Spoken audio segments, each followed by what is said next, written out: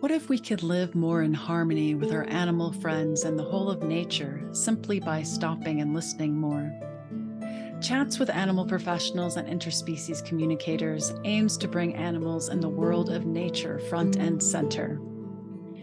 We'll be chatting with professionals working in the animal industry and intuitive interspecies communicators about their work in the field.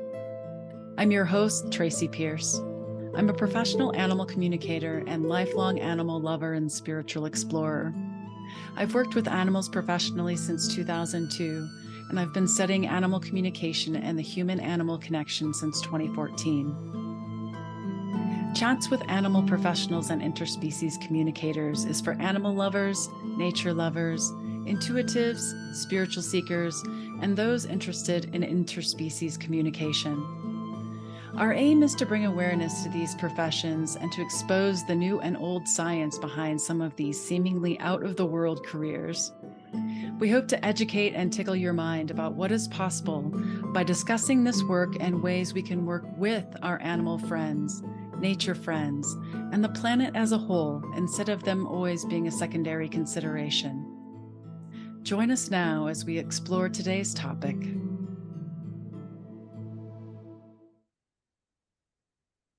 Hello, hello. Today is our premiere episode of the Chats with Animal Professionals and Interspecies Communicators podcast. And our first guest today is Melinda Lee Schmitt. Our topic today is, do animals mirror their humans' behaviors and illnesses? Melinda is the founder of Encompass Energetics. She helps women who are ready to claim the life they were meant to live instead of the one society expects of them. Her approach is to get curious about and release limiting beliefs, helping them step into the life of their wildest dreams. Melinda is a nature-based coach, animal energy practitioner, and Healing Touch for Animals certified practitioner. Along with her innate ability of animal communication, Melinda Lee Schmitt designs programs to return her clients to the path of their wildest dreams by helping them reconnect with their language of their authentic self. Melinda, welcome to Chats with Animal Professionals and Interspecies Communicators. Thank you so much for joining us here today. Thank you so much, Tracy. I'm excited to be the first guest here on your podcast. So I'm honored. Well, awesome. I'm really looking forward to our conversation here today. So to kick things off, could you tell us a little bit about how you came to do the work that you're doing? Yeah, it started about 8 years ago when I adopted a Chihuahua. His name is Tater Tot. My 5-year-old named him at the time. And he's my greatest teacher, which I hear so often when I'm doing this work. You know, there's always like 1 or 2 animals in people's lives that's like, this is my soul teacher. This is the one. And so Tater Tot is that for me. And he was quickly, within a couple of days of being brought into our family, became super aggressive and attacking like anybody that tried to come to the house, including my husband at the time. He had been away on a business trip. And so when he came back, Tater Tot was really kind of aggressive towards him. And so that whole first year, I went through dog training, group training. I had personal trainers out to the house. I had massage. I got a massage for him. I did like everything that I could think of to work with him. And it got to the point where I was in tears because I was like, I don't think this is the right fit for him. I'm not the right family, but in my heart, I knew we were bonded. And so that's where I took the first Healing Touch for Animals course, the very first weekend course. And that weekend, I brought him with me. And I was terrified of bringing him with me because I knew how aggressive he could be. But he was just incredible. And I saw a completely different dog when I was there. And so over the next year, I started working with him regularly with the Healing Touch for Animals energy practices and the tools that I had learned. And I started noticing when he was being aggressive, his brows would be like furrowed like this. And I was like, isn't that interesting? Because I've noticed that same thing in my face a lot. And so I was like, I wonder what that's about. And so over the course of just paying attention, I was like, oh my gosh, he's not aggressive. He's just terrified. Like he is so scared. And the way that he controls his environment is by lashing out. And I was like, that is exactly what I do. I do that exact same thing. I'm always in this fight or flight feeling. And God forbid, my kids don't do their chores, or my ex-husband comes home late, or whatever, I instantly lashed out at them.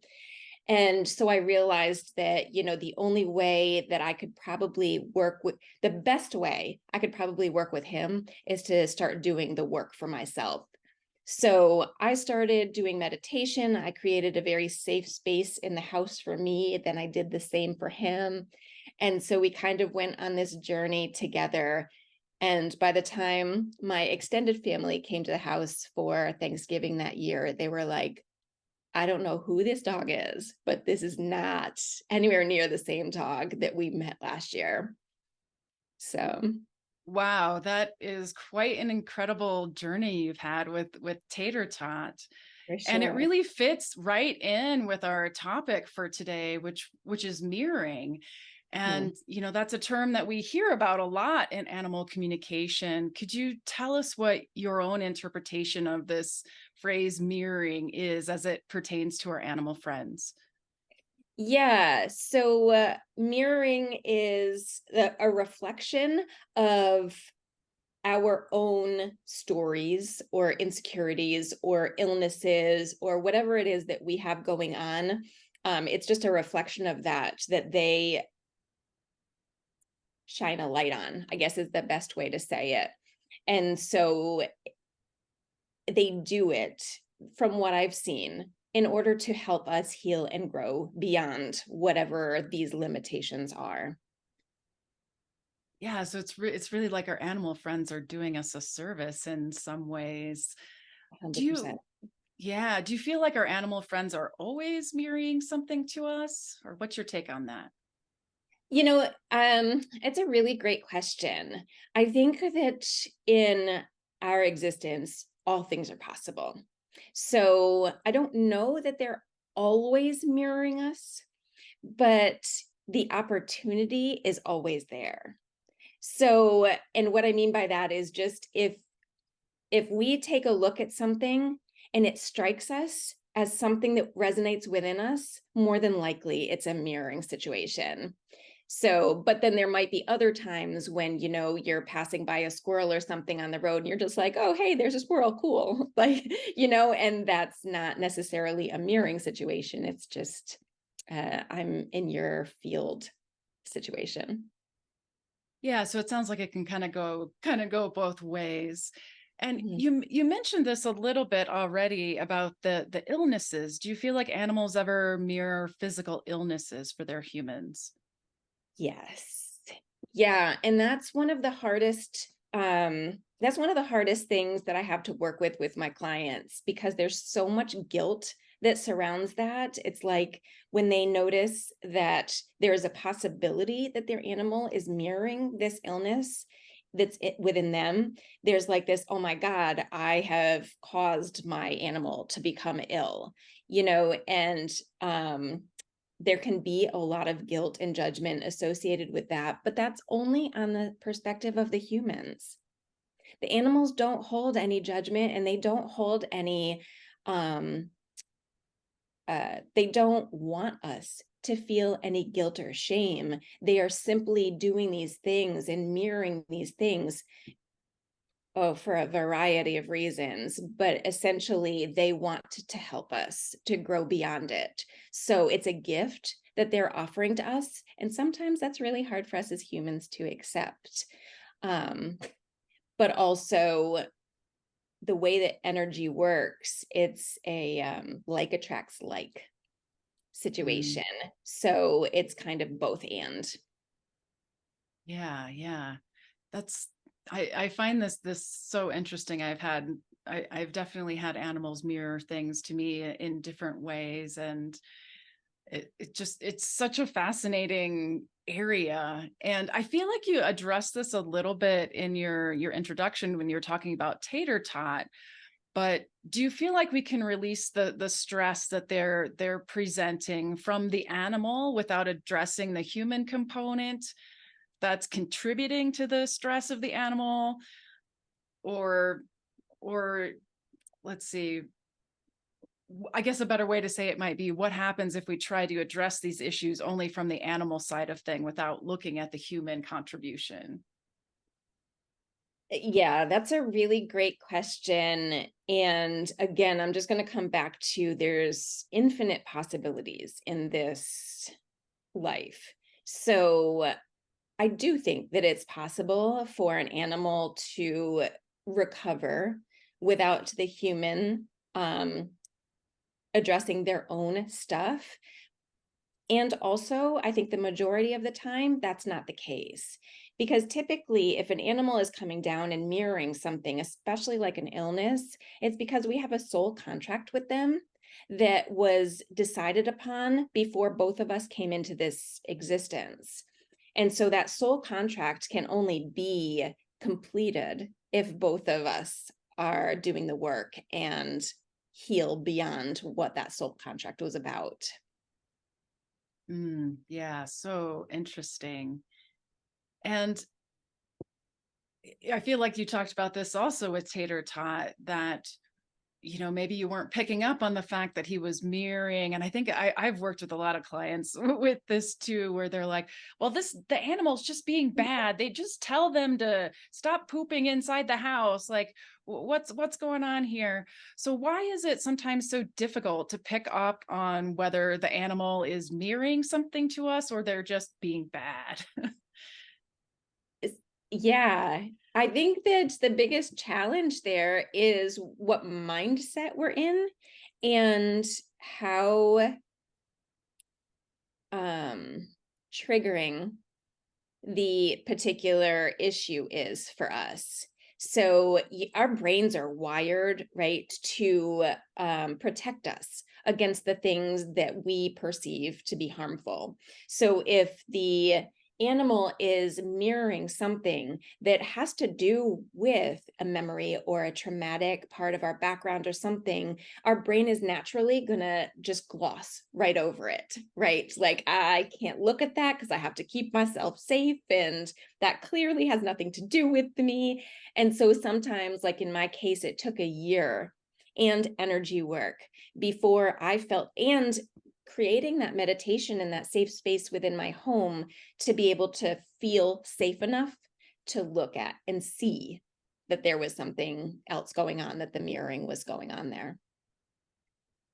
Yeah, it makes me think of one of my cats who she mirrored a lot of stuff to me, and particularly just in the like month or two before she transitioned into spirit, she was really reflecting a lot to me about my own relationship with my mother. Mhm. And it was really, really hard for me to see because she would run away and hide. And when I'd ask her about it, she's like, well, I'm just doing what you do. And Yeah. it kind of made me stop and go, really? Like, how does this apply? And it really challenged me to kind of look at my life in a different way. And I kind of feel like unless somebody is really willing to look at that in themselves, it can be like, let's just push this over to the side. So yeah. Yeah, and I feel as animal communicators and coaches, it's our job to kind of meet people where they're at. So if they're not ready to look at it, if they're not ready to see it, then okay, so that's where we can start doing the work with the animal without actually doing the work with the person, because we do have to establish that baseline, right, and create that safety first.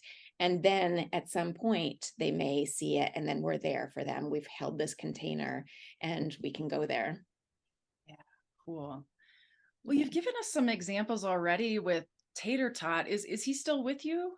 He is. Does Yes. he still mirror things to you today, or?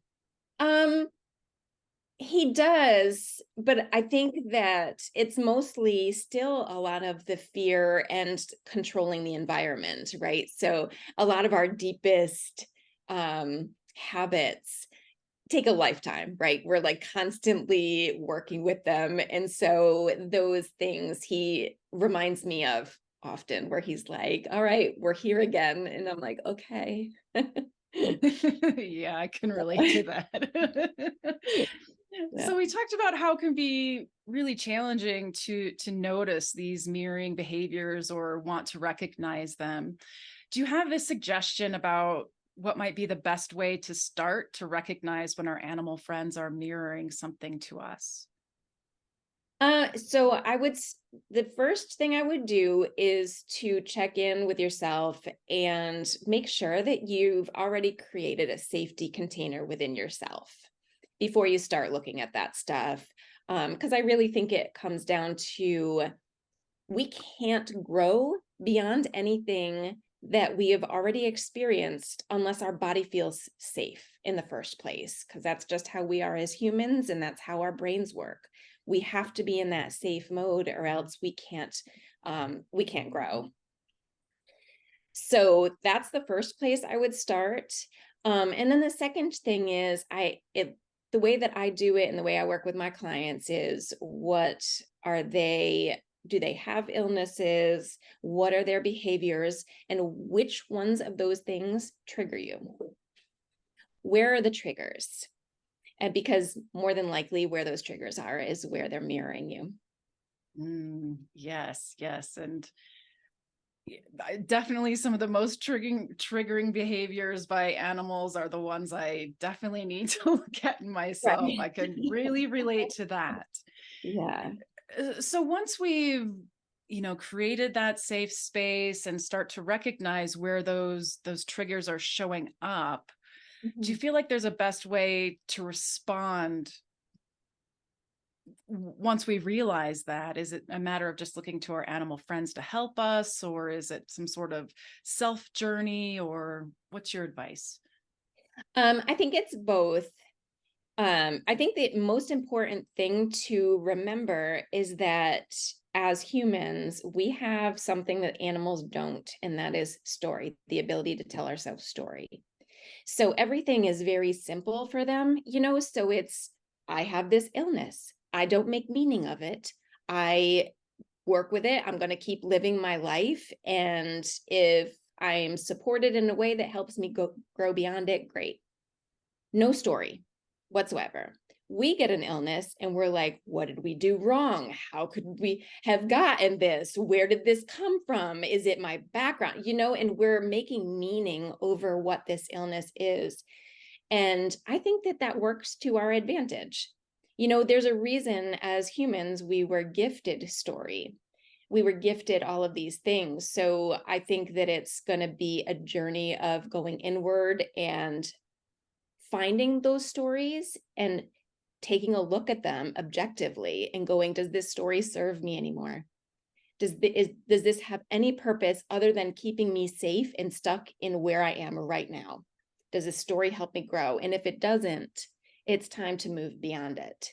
And our animal companions can be there kind of guiding us and also reflecting back how far we've come. So if we see their behavior or their illness start to change, we're like, okay, I'm getting the breadcrumbs that I'm heading in the right direction. Awesome, awesome. Yeah, this can really be an emotional journey, and can take a lot of emotional capacity for us as humans to do this kind of work. I feel like Yeah. we really need to be kind of ready and prepared and want to go and look at that these things that our animal friends are reflecting to us. Do you have any tips for our listeners about how to deal with the emotions that might come up around any of these particular issues that our animals are reflecting to us? Yeah. Support, support, support. Have all of your support. Find support systems, whether that is close friends that understand this type of a journey and can hold a safe container for you, or contacting an energy healer or a massage therapist or a talk therapist, or whatever, or having just a spiritual family. Find support, because as humans, we're not meant to do this life alone. And when we're stepping into something that can be so emotional, we want to know that there's somebody there that can just hold us in our darkest moments. Yeah, that can be really important. Mhm. I can relate to that for sure. Yeah. This is such an interesting topic with mirroring. We could probably talk about it for 2 or 3 hours.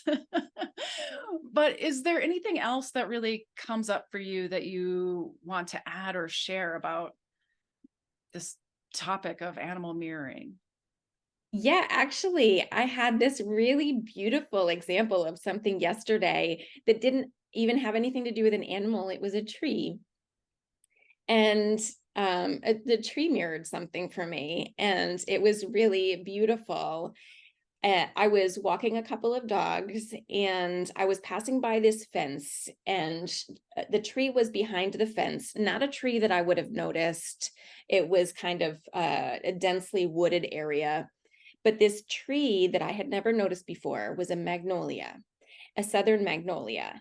And at the base of the tree was the most incredible, creamy white flower that had opened, and it was perfection. I've seen a ton of southern magnolias, and I've never seen one just so beautiful and perfect. And to have it kind of behind the chain link fence, it was like it was being hidden from view almost. And when I when I get messages from whether it's animals or plants, it just is a knowing. And I knew in that moment that the tree was reminding me that I have the choice to place my attention wherever I want it to be. And yesterday, I was really stuck in a lot of my stories, and that flower was just a reminder, like, yeah, you can look at those stories, but you can also look at all of the beauty that's around you. And it was just exactly what I needed to hear yesterday. Yeah, I think you bring up an interesting point that it doesn't always have to be the animals that are reflecting something to us. It can be other parts of nature. And the thing that occurred to me as you were speaking is this, we've talked about the mirroring as like, oh, it's all this self-work that I need to do, but it doesn't necessarily have to be painful or overly emotional. Your story actually made me think of my walk that I went on this morning. We live near this open space area, and there's a ton of prairie dogs that live over there, and they're Aw. always like making their sounds, and I always say hi to them. Yeah. Last couple days that I've been walking, they've been doing this thing where it's like there's two of them standing face to face, and they're like looking, and sometimes they have their hands on each other's shoulders.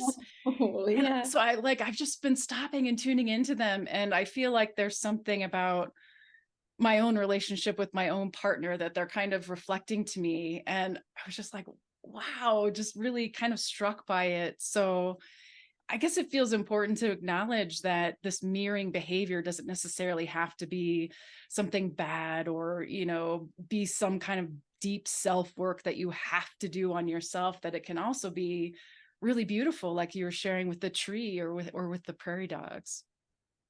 I find squirrels and chipmunks in particular, they're just kind of all over the place here in Georgia. So most of the time I don't give them any mind, but every once in a while they'll come around, and it will strike me that they're there for me. And almost all the time their messages play, go play and have fun, like as they're like chasing each other around and making me laugh. So for sure. Yeah. Yeah, find the joy in the mirroring as well. Yeah. Wonderful, wonderful.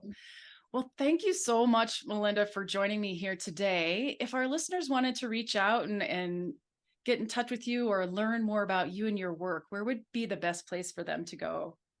The best place is on my website. It's melindaleeschmitt.com.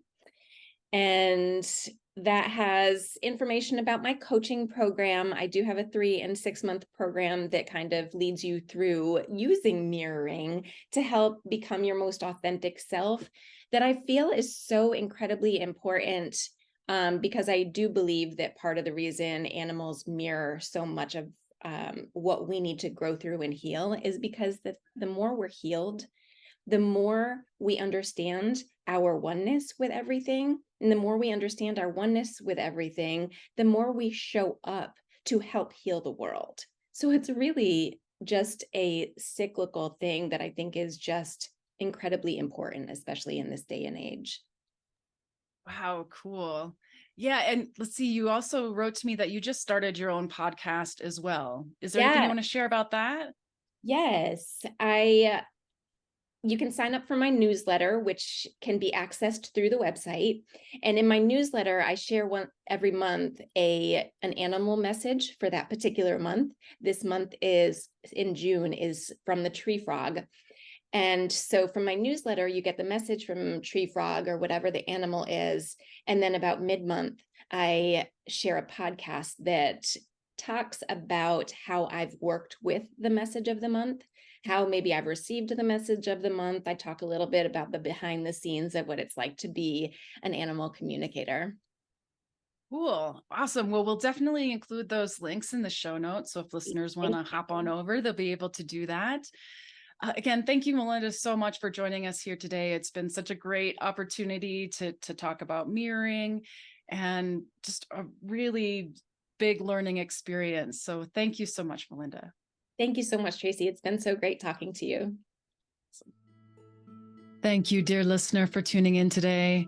I hope you find yourself tickled and considering what else is possible when we decide to listen in different ways. Your animal and nature friends want to communicate with you. Are you ready to listen? If you found this podcast valuable and would like to support us, please use the donation link in the show notes to make a donation. Thank you so much for your support. If you're an animal professional or interspecies communicator and would like to be a guest on the show, please send an email to hi, that's hi, at tracy-pierce.com. Music is courtesy of Fesliyan Studios. All links we mention will be provided in the show notes for this episode. If you found this show informative or helpful, please consider leaving us a rating or review wherever you listen to your podcasts.